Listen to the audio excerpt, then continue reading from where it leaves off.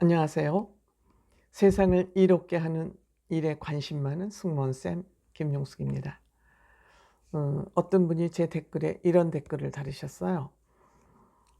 신동아 책을 사려고 쿠팡에 신청했더니 품절이라 그래서 못 샀대요. 2권을 신청했는데. 그래서 아우, 이렇게 신동아 보통 사람들 잘 안 보는 책이잖아요. 책이 무겁고 정치 문제, 경제, 사회 이렇게 무거운 주제를 다루기 때문에 보통 사람들에게 잘 안 읽힙니다. 그래서 취재를 거기서 할 때도 일반 연예계나 일반적인 문제는 잘 다루지 않아요, 사실은. 그러니까 신동아나 뭐 조선 월간조선인가요? 이런 데들은 되게 연예인 관련 소식이나 이런 건 잘 안 다루는데, 어쨌든 창간 90주년을 맞이해서 연예계, 지금 대한민국에서 벌어지고 있는 이 트롯 팬덤 현상에 대해서 특별 취재를 한 것 같습니다. 제가 또 신동아에 또 저도 조금 걸치면은 인연이 있죠. 저도 1999년도 11월 제가 아줌마 운동을 시작하고 나서 막 여기저기 막 매스컴에 화제가 되면서 신동아에서 제 기사도 한 5페이지 정도 실어줬던 그런 기억이 나더라고요. 그래서 어쨌든 신동아는 정치적인 문제를 많이 다루지 이렇게 연예 기사는 잘 안 다루거든요. 그런데 이번에 특별히 이 한국에서 벌어지고 있는 이 트롯 팬덤 문화에 대해서 특별 취재를 할 만큼, 잘 안 다루는 주제를 다룰 만큼 그렇게 화제성이 있는 것이죠. 그래서 이제 이 사실 팬덤 문화는 보통 일반적으로 아이돌 전용 문화였어요. 아이돌 전용 문화. 트롯 가수들은 여기에 낄 수도 없었고 낄 생각조차 안 했었던 거죠. 그런데 이 팬덤 문화에 완전 지각 변동이 일어난 것이죠. 각종 오디션에서 배출한 사람들이 스타덤에 오르면서, 스타덤에 오른 사람을 대충 꼽으라 그러면 임영웅 씨, 영탁 씨, 이찬원 씨, 김호중 씨, 여기에 또 송가인 씨도 좀 낄 수가 있겠죠. 이렇게 갖은 각종 부분에서 이슈를 선점하고 있다 보니까 언론에서도 자기네들이 평소 다루지 않은 주제라 할지라도 이 주제를 다루지 않을 수 없게 된 거예요. 이들이 이슈를 선점하고 있으니까. 이들이 출연하면 시청률이 물론 팍팍 올라가니까. 자본주의 사회에서는 돈이 흘러다니는 대로 관심을 가질 수밖에 없지 않습니까? 그래서 신동아가 90주년이면 끝다리가 0으로 떨어진 거면 특별한 기념 행사를, 또 기념 특집을 만들고 싶지 않습니까? 근데 여기에 11페이지인가? 11페이지가 다뤄졌다 그러죠. 물론 임영웅 씨만 다뤄진 거는 아니지만 그래도 임영웅 씨가 대표죠. 이 기사에도 임영웅 씨가 대표일 수밖에 없고 표지에도 임영웅 씨 사진이 실려 있지 않습니까? 그래서 이 팬덤 문화 현상에 대해서 아마 신동아에서 관심을 가졌던 것 같습니다. 그러니까 임영웅 씨 지금 팬카페는 15만 명입니다. 이 15만 명이라는 숫자는 포천 시민보다도 많은 숫자예요. 포천 시민 전체가 보니까 14만 7천 명이래요. 근데 임영웅 씨 팬클럽 영웅 시대는 15만. 포천 인구는 그렇게 늘 수가 없지만 임영웅 씨 팬클럽은 매일매일 늘고 있어요. 이것도 이미 큰 차이가 있는 거죠. 그 다음에 김호중 씨가 아마 팬 10만 4천 명 정도? 이것도 이제 가천시 인구가 6만 7천 명을 상회하는 거죠. 뭐, 김호중 씨가 과천에 사나요? 왜 과천시 인구랑 비교를 했을까? 이건 잘 모르겠고, 또 영탁 씨 딸기야 5만 3천 명, 찬원마을 3만 3천 명, 이렇게 이제 팬카페 회원들을 이제 가지고 있는 것이죠. 그러니까 영웅 씨는 딴 팬카페하고도 비교가 안 될 만큼 이런 아주 어마어마한 팬덤을 가지고 있는 거죠. 근데 이 팬만 가지고 있는 게 아니라 그냥 가지고 허수가 아니라 이들 트롯맨들의 팬들의 결집력은 대단한 아주 견고한 결집력을 가지고 있다는 거예요. 젊은 우리 이 아이돌 팬클럽은 지금 뭐 좋아하다가도 또 새로운 또 그룹이나 아이돌이 나타나면 그걸 팬심이 옮겨 다니는데 비해서 이들 트롯맨, 특히 임영웅 씨의 팬들은 견고하다는 거예요. 콘크리트 팬심을 가지고 있다는 거예요.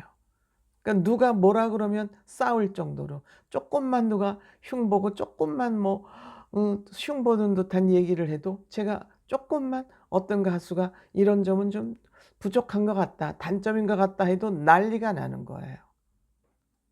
묻지마 그냥 팬덤인 거예요, 한마디로.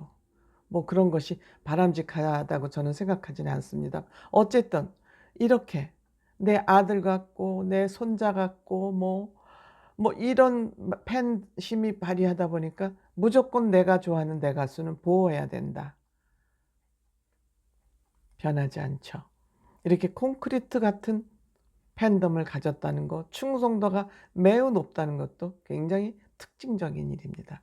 반면에 또 이 팬덤은 경제적으로 여유가 있는 어느 정도 안정된 분들이 많은 거예요. 그러니까 구매력이 있어요. 내가 좋아하는 팬이 하는 건 건강식품도 사 먹고 매트도 사서 깔아보고 뭐 내가 좋아하는 공기청정기도 뭐 한번 사보고 닭도 사 먹어보고 막 이렇게 내가 좋아하는 내 가수가 광고하는 거는 무조건 산다. 구매력이 있는 여유가 있으니까. 그러니까 뭐 음원도 사보고 이러니까 이들이 받쳐주는 팬덤은 대단한 거죠. 아이돌 팬들은 엄마 졸라서 사서 가서 음원도 사야 되고 하지만 경제권을 가지고 있는 이 팬덤들을 가지고 있다는 게 굉장히 큰 장점이면서 무서운 점이죠. 그래서 이들은 또 어느 만들어진 상품, 만들어진 아이돌 그룹과는 달리 온전하게 자기네 실력으로 겨루어서 이 자리에 왔기 때문에 단단한 실력을 가지고 있죠. 서바이벌 오디션을 통해서 이 자리에 왔기 때문에 이들은 굉장히 단단한 실력을 가지고 있기 때문에 그 오르락내리락이 또 심하지도 않다는 것이 이들의 장점이죠. 영웅 시대는 뭐 각자 그 영웅시대 팬클럽에서 어떻게 덕질을 하는지 어떻게 투표를 해야 되는지 이런 교육, 그러니까 이거 뭐 덕질 노동이라고 얘기를 했네요. 덕질을 위해서 가장 뭐 뮤직 어워드 차트 뭐 음원 차트 이런 데 가서 그냥 전부 투표할 수 있는 방법을 교육까지 하고 있다 그러지 않습니까? 이걸 덕질 노동인데 즐거운 노동이죠. 행복한 노동이죠. 그래서 이들이 그 지칠 줄 모르는 사랑과 관심이 그냥 나만 계속 일방통행으로 좋아하지 않도록 팬카페에 임영웅 씨도 그렇고 뭐 이찬원 씨, 영탁 씨 들어가서 그들하고 소통도 하고 소식도 전해주고 이렇게 하니까 그 팬심이 더욱 견고해질 수밖에 없죠. 그러니까 그들의 팬카페가 놀이동산이 된 거죠. 우리 중장년 측에. 젊은이들은 놀이동산에 가서 그 뭐 놀이기구를 타고 이래야 되는데 놀이동산이 된 거예요. 팬카페가. 그러니까 이들이 좋아하는 가수 좋아하면서 소통하고 어머 너도 그러니 나도 그래 하소연도 하고 완전히 놀이동산 된 거예요. 그래서 이렇게 놀이동산을 해서 이들이 보통 아마 인터뷰를 했겠죠. 한 달에 쓰는 돈이 한 10,000원 정도 쓴대요. 그 쓰는 뭐 방법은 다양하겠지만 그렇더라도 이들이 10,000원만 한 달에 써도 예를 들어서 15만 명이 쓰면 얼마입니까? 15억이에요 그게. 근데 이들은 10,000원을 가지고 이러한 행복을 살 수가 있냐? 10,000원 대비 행복을 자기가 받는 것이 가성비가 너무 높다는 거예요. 그러니까 가성비가 이렇게 높은데 계속 그 콘크리트 덕후질을 할 수밖에 없는 거죠. 뿐만 아니라 이런 걸 통해서 그 모바일, 그냥 전화만 받고 문자만 보내고 이런 거밖에 할 수 없었던 우리 중장년층들이 모바일 쓰는 방법이 점점 향상되어 가면서 모바일에 눈을 뜨게 된 거죠. 자기가 못했던 걸 하고 할 수 있었을 때 얼마나 기쁘다고요. 자기가 발전된 모습을 볼 때 그거 자체가 행복이죠. 모바일에 눈을 또 뜨게 된 거예요. 그러니까 내가 한 달에 10,000원 가지고 이렇게 행복할 수 있는데 이런 가성비가 어디 있냐 이거예요. 그러니까 이 팬덤 문화는 아이돌 팬덤 문화에서 트롯 팬덤 문화, 공룡 팬덤 문화로 바뀐 거죠. 그러니까 신동아가 90주년을 맞이해서 특히 팬덤, 공룡 팬덤 문화의 대표라고 할 수 있는 영웅시대 팬덤 문화를 취재하지 않을 수가 없었던 것이죠. 대한민국 문화의 흐름, 문화사의 큰 한 조류가 생긴 거 아니겠습니까? 그래서 조금 뭐 수준이 높다고 그럴 수 있죠. 좀 세상을 좀 볼 줄 알고 생각의 깊이를 가진 사람들이 본다는 신동아의 특집으로 장장 11페이지에 걸쳐서 기사가 특집으로 기획 기사로 나온 거 아닌가 그렇게 생각을 합니다. 고맙습니다.